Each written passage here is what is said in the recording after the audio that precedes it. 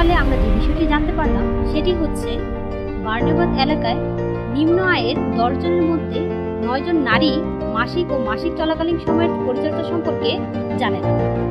বিশেষ করে sanitary napkin এবং প্যাড ব্যবহারের ক্ষেত্রে যদি বলে থাকি তাহলে 10 জন নারীর মধ্যে 9 জন নারী পুরুষ কাপড়। তার পিছনে আবার তাদের যুক্তি আছে। যুক্তিটি হচ্ছে যেহেতু তার মা খালারা নানি দাদিরা কখনোই প্যাড ব্যবহার করেন না, ব্যবহার না করেই দিব্যি ভালো আছেন, তাহলে এখন কেন ব্যবহার করতে হবে, বিশেষ করে মাসে মাসে এতগুলি টাকা খরচ করে। এর ফলে পরিবারের বয়স্করা প্রথম থেকেই কিশোরীদের মাসিকের সময় পুরনো কাপড় ছেঁড়া ন্যাকড়া ব্যবহার করছে, যার ফলে দেখা যায় কিশোরীরা যে ন্যাকড়াটা ব্যবহার করছে সেটা ভালো করে রোদে শুকায় না। কারণ অন্য কাপড়গুলো যেভাবে রোদে খোলামেলা জায়গায় শুকানো হয়, এই মাসিকের যে কাপড়টা আমরা ব্যবহার করে থাকি এই কাপড়টা আবার রোদে শুকায়। কেননা যদি সবার সামনে রোদে শুকাতে দেয়, কেউ যদি দেখে ফেলে তাহলে তার সমাজে মুখ থাকবে। কাপড়টা সবার চোখের আড়ালে গোপন জায়গায়, স্বেচ্ছেতে জায়গায়, নোংরা জায়গায়, এর ফলে কি হয়, কাপড়ে ভাঙা ছাতা পড়ে।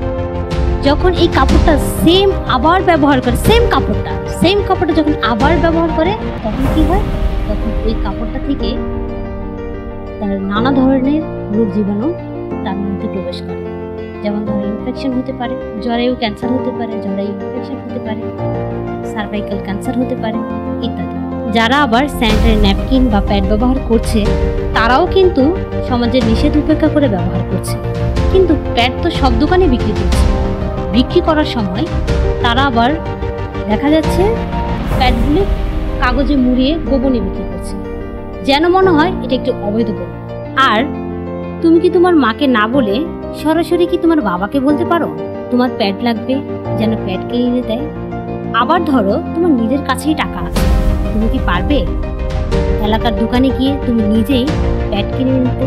তোমার আমার উত্তরটা যাই হোক, কিন্তু সমাজের অধিকাংশ মেয়ের ক্ষেত্রে ভেবে দেখো যে পরিবারের একজন কিশোরীর তার মা বা বড় বোন, কিন্তু বাবা বা ভাই আছে, তাহলে সে কি করবে, কার কাছে চাইবে? এইরকম একটা অবস্থা আমরা সামাজিক মূল্যবোধের নামে এই গোপনীয়তাও কিন্তু আমাদের ক্ষতির কারণ হচ্ছে।